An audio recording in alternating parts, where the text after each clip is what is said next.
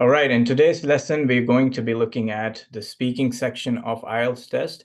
And in our first lesson, we are going to introduce what a speaking test is all about. And then we are going to be looking at the lexical resource. All right, so let's start the lesson.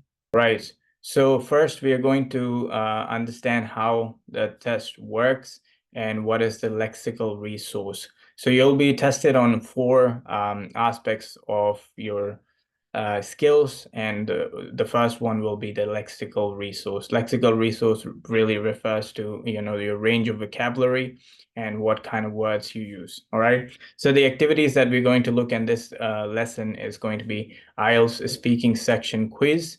Then we will look at part one topics. There are three parts of a speaking test, so we'll look at part one in this lesson. Then we'll look at analyzing model answers. All right, and then we will look at developing the vocabulary, which is the lexical resource part of your test. Part one is going to be practice. So we're going to look at part one practice as well. All right, let's start with our understanding of what an IELTS speaking test is all about. In part one of the speaking section, the examiner will introduce themselves and ask the test taker to do the same and to confirm their identity. All right, the examiner will then ask general questions on familiar topics, for example, home, work, studies, and interests. This is particularly very easy for the test takers to talk about because these are familiar topics, and students will be able to answer that with ease. This part lasts for 4 to 5 minutes.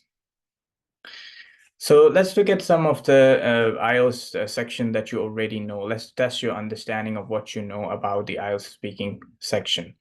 I want you to pause the video here and do this quiz on your own. This is a multiple choice quiz just to see how much you understand in terms of the IELTS speaking section. All right, question number one asks you about the test. How long does it last, the speaking section?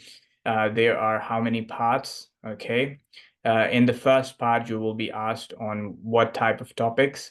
And then in the second part of the test, you will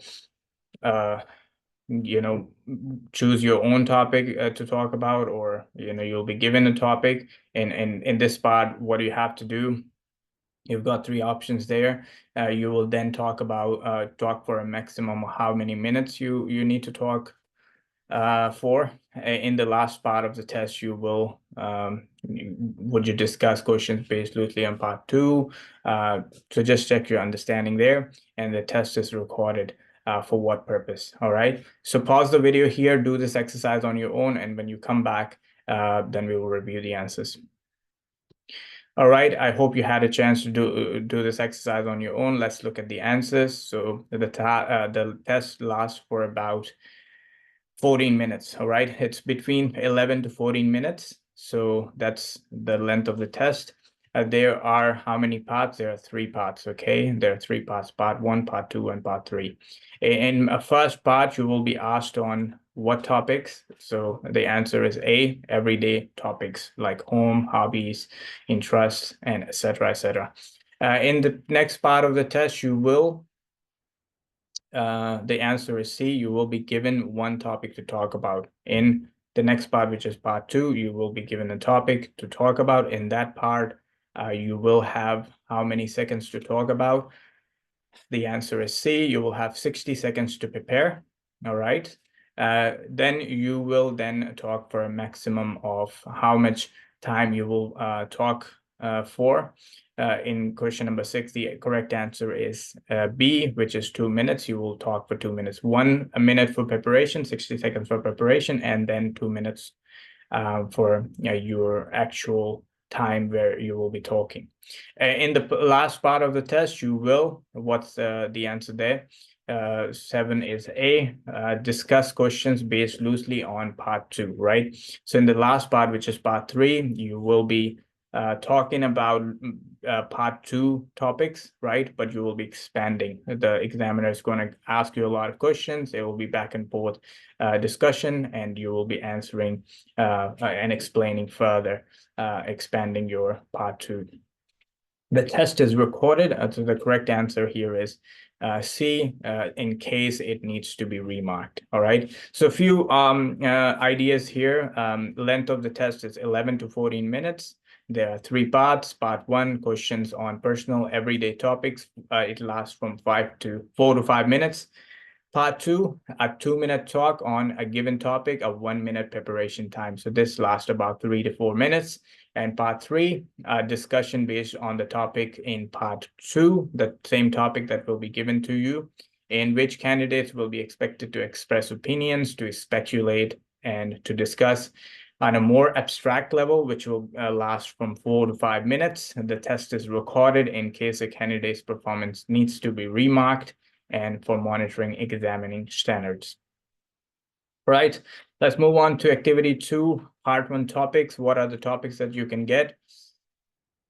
In part 1, everyday topics, for example, your hometown, shopping, hobbies, work, studies, home and accommodation, my town, my country, learning English, important festivals, food, music, ambitions, transport, TV, reading, traveling, music, etc., etc.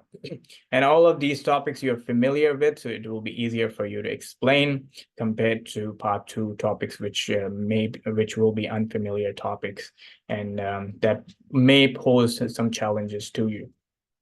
All right, let's talk about analyzing answers, right? So let's do this activity. Again, pause the video here and do this activity on your own. I'll just quickly discuss what you need to do in this topic, in this activity. Work in pairs. So obviously this is an online course. You will be working on your own. Look at the answers to typical questions from part 1 of the speaking section of IELTS, which answer A, B, or C are best, all right? So when the examiner asks you, for example, do you live in a small place or a large place? This is part 1 question, by the way. This is familiar topic. You can actually, you can say large, for example, in response A, large, it's a family house with 7 rooms and a lovely big garden, or you could just say large. Or you could say large, there is a kitchen, a living room, and a downstairs shower room, and upstairs there are 4 bedrooms and 2 bathrooms. Which response is the best, and why do you think that? Okay, do this activity on your own. Pause the video here. You've got 3 questions and answer which, in your opinion, is the best response, and why do you think that response is the best, and how would you respond? All right, do this activity, and when you come back, we will review the answers. All right, I hope you had a chance to look at this on your own. Let's review the answers. So first one, do you live in a small place or a large place? The first option is about the right length and about the right amount of information. All right, so that's the best option for you. If you were responding, you would respond in that way. B, it's too short. It's 1-word answer. You don't want to be giving 1-word answer. Otherwise, you want to score very high in IELTS. You will lose a lot of marks because you're not showing the range of vocabulary and lexical resources. Very, very limited here. C, it's too much information. Probably too long and too much information. It doesn't sound like a natural response to the question. Okay. Let's talk about question number 2. What is the area like where you live? Option number 1 is it's boring. There isn't anything to do. There are no shops or parks or cinemas or restaurants or discos or sports centers. It's listing places, right? Again, it's not very natural sounding. Okay, so you don't want to sound like this or that or this. You want to have proper phrases. B, it's boring. It's too short. Again, only 2-word answer, very, very short. You want to expand it a little bit. C, it's quite boring. There isn't much to do. No shops or cinemas or anything. About the right length and about the good amount of information. Okay, so that's how you would want to answer this. Let's review question number 3. What do you like most about your job? A, the answer A, my colleagues. They are great group and we work very well together because we cooperate rather than compete. This answer is about the right length and the amount of information. Right length and the amount of information. So that's a good response. That's the best response out of 3. Let's look at B. My colleagues, we are a team of 10, and the team leader, Cecilia, is very good. It doesn't really ask you about the team leader, but it's just too much information. She gets us all working well together, and we have a lot of fun at the same time. We work hard as well, of course, but I have a lot of laughs with my colleagues. Look, this one is probably too long and too much information. It doesn't sound like a natural response to the question. And if you answered my colleagues, which is option C, that is too short, right? So let's look at some good points. Let's summarize the main points here. The students should give natural replies, neither too long or too short. They should not list things. So you should not list things. You should have proper phrases to talk about things, okay? Try not to give one-word answer. Never ever do that, all right? You're gonna lose a lot of marks there. And do not rehearse or memorize the answer. Be natural and have a conversation like you're having a conversation with your friend. Just have a natural flowing conversation, okay? Cool, sounds good. Let's move on to the next activity. In this activity, we'll try to develop our vocabulary, okay? So speaking section is assessed through 4 criteria. We talked about 4 criteria. Number 1 basically is your fluency and coherence, and that's what we're focusing on in this lecture. Then you've got, fluency and coherence is another part, but we are looking at the lexical resource here in this one, right? We're looking at lexical resource. So number 2, we are looking at lexical resource in this lecture. Fluency and coherence we'll cover in the next lecture. Grammatical range and accuracy and pronunciation. Okay, fluency and coherence is basically you being fluent and you are linking words and your speech is very, very fluent and easy to follow. Okay, that's what it means. Lexical resource has to do with your vocabulary, what type of vocabulary you're using, how much vocabulary range you have, and all these kind of things. That will be lexical resource. Grammatical range and accuracy, are you using the correct grammar? The accuracy of the grammar, and what is your range? Are you using compound and complex sentences? And I'll teach you how to use compound and complex sentences, but you should be using compound and complex sentences to be able to explain with accuracy as well. And pronunciation has to do with, word stress, syllable stress, intonation, all of those things should be present. You should be pronouncing the words correctly, and that is tested in your pronunciation. It should not be hard for the speaker to understand you. If it's hard for the speaker to understand you, you have to work on your pronunciation. All right, this exercise is designed to help students to think about appropriate vocabulary for topics that arise in part 1 of the test. So we are focusing on the lexical resource in this activity as well. So let's just look at this activity. This is your homework. I want you to pause the video here, and after watching this lecture, I want you to think about this vocabulary in this box. You've got a box here. Add words from the box to the topics below. So for example, if you're talking about holiday and travel, what kind of vocabulary you're going to use? Beach holiday is one example here. If you're talking about cities and transport, what kind of vocabulary can you use? What other words can you use from the box? And TV programs, if you're talking about TV programs, what kind of vocabulary can you use there?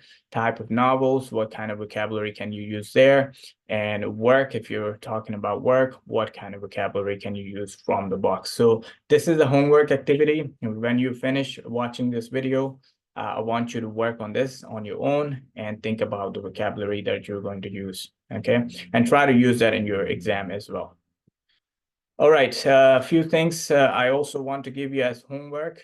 These are some of the topics that you can get in your IELTS. If you will be in a classroom environment, I will ask you to really do this activity with your partners in the class, but this is an online course, so I just want to give you as a homework. Before going into your IELTS exam, you should prepare for these responses, because these are some of the questions that you can get in your IELTS. For example, in column A, look at this. Tell me about your friends. Do you spend a lot of time with them? What do you do together? Where do you meet? How do you keep in contact with your friends? If you have a sibling or a friend, you can ask them to ask you these questions, and you can prepare your responses and discuss these things with your friend or your sibling or anyone from your family member if you're doing this course online. Or you can look at these questions and record your response. You have an iPhone or any phone, Android phone, try to record yourself how you're explaining these things, and that will help you to prepare for your speaking test. Let's look at the question number 2 from column A. Tell me about festivals in your country. What days are celebrated? Why and how are they celebrated? Do you eat special foods on these days, etc., etc.? You have quite a lot of um, topics here. You've got about 16 topics here to prepare for. Please do that before you go into the test. I'll give you more in here. I'm giving you more here. You've got tell me about your holidays. Do you generally go away for your holidays? Where do you go? Who do you usually go with? What do you enjoy doing? So I'm giving you another 16. You've got about 32 topics to prepare for. This is going to really prepare you well enough for the exam. So when you are in the exam, if you get any of these topics, or even if you get similar topics, you will be well prepared to be able to respond to it. So you will be well prepared to tackle these questions in your exam. Let's look at some of the things that you should be looking for. This is the checklist that you should ask yourself, have I covered this, right? So did your partner answer all these questions? So you should ask yourself, have I answered all of the questions? That's very important that you answer all of the questions that were asked. Number 2, did they speak English all the time? Did you speak English all the time? Right. Number 3, did you speak too quickly? So you don't want to be speaking too quickly or too slowly. You should be speaking at the right pace, like I'm speaking at the moment. This is the right pace. I'm not trying to speak too fast. I'm not trying to speak too slowly. Were the answers too short, too long, or about the right length? Do you think about the right length as well? We've done an activity to understand what sort of length you should be aiming for. Did your partner use appropriate vocabulary? So think about the vocabulary that you're using. We've done an activity where we looked at the right amount of vocabulary and the appropriate vocabulary. Is the vocabulary appropriate for the topic that you're discussing? It's very important to look at that as well. Now, if they didn't know the correct word, did they manage to explain or describe what they meant? So sometimes you may be looking for a vocabulary, you may not remember the vocabulary, you may not think of the right vocabulary. Are you then able to explain what that thing is that you're trying to describe? Okay, so did you try to explain it? Did you try to describe what you mean? Okay, lastly, if you make a grammar mistake, did you correct yourself? If you made a grammar mistake, you should correct yourself so that the examiner knows you know the correct grammar. It's just a slip of a tongue and you're able to correct yourself. You know the grammar, so that's very important if you made a mistake. All right, let's talk about very quickly about the lexical resource, and I will put this link in the description of this video as well, so that you can look at all the bands, but I will just discuss band 7, band 6, band 5. Let's start with the band 5 score. In terms of lexical resource, we talked about 4 areas where you will be tested on. One of them is lexical resource. If you're going to get band 5, if your resource is sufficient to discuss familiar and unfamiliar topics, but there is limited flexibility, so you're not using it very flexibly. And you don't, and you attempts to paraphrase, but not always with success. So you have to paraphrase some of the ideas that you're presenting, but if you're not gaining a full success in that, you will be getting a band 5. Let's talk about band 6, resource sufficient to discuss topics at length. So you can talk with great length using those vocabulary. Vocabulary use may be inappropriate, but meaning is clear. So maybe you're using inappropriate vocabulary, but the meaning is clear. So the examiner is able to understand you and generally able to paraphrase successfully. In that case, you're going to get band 6. In terms of band 7, the resource flexibly used to discuss a variety of topics. So flexibly means that you're able to describe as a topic in different ways with flexibility. Some ability to use less common and idiomatic items and awareness of style and collocation is evident through inappropriacies occur. So So you have some inappropriacies, but you're using idiomatic language. You're using the phrasal verbs, for example. Effective use of paraphrase are as required. So you're paraphrasing with effectiveness. All right. So that's how you would get band 7. I will put this link in the description of this video, and you can go and check the band descriptors for all of the 4 areas that are being tested. All right, this video concludes here. I'll see you in the next one.